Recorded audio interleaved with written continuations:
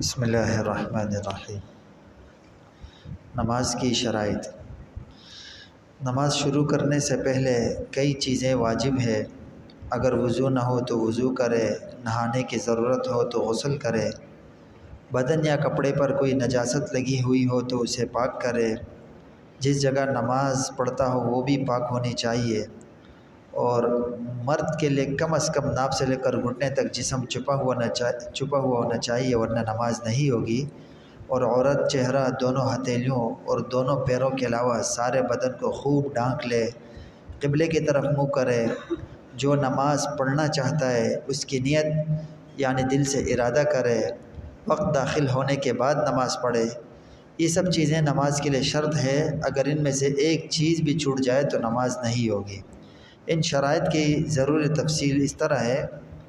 کہ نمبر 1، بدن اور کپڑے کا پاک ہونا۔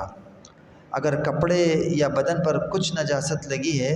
لیکن بندہ اسی جگہ ہے جہاں پانی نہیں ہے کہ اس نجاست کو دھو لے، تو اسی طرح نجاست کے ساتھ نماز پڑھ لے۔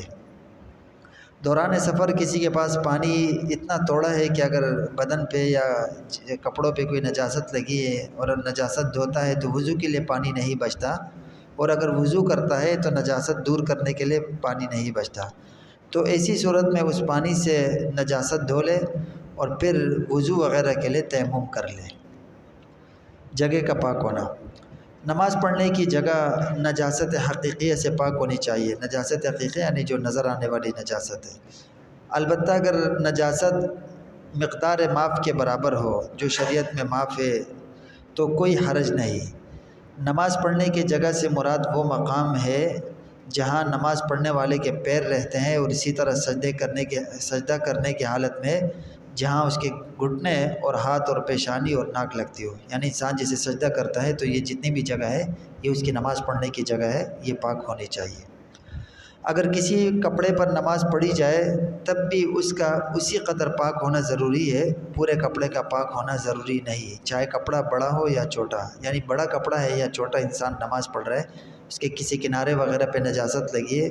تو اگر یہ آدمی کھڑا ہو رہا ہے رکوع سجدے میں وہ جگہ نہیں آ رہی اس کے نیچے تو نماز ہو جائے گی، جو سجدے وغیرہ کی جگہ نیچے ہے وہ پاک ہونی چاہیے۔ اگر کسی ناپاک مقام پر کوئی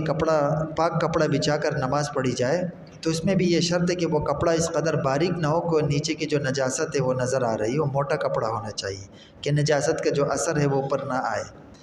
اگر نماز پڑھنے کی حالت میں کپڑا کسی خشک ناپاک مقام پر پڑتا ہو تو کوئی حرج نہیں، یعنی نیچے کوئی پیشاب وغیرہ خشک ہو جائے اور اس کے اوپر بندہ کوئی باریک کپڑا بھی بچھا لے ایسا، یعنی جس سے اس کا اثر اوپر نہ آئے، تو پھر بھی نماز ہو جائے گی، کوئی مسئلہ نہیں۔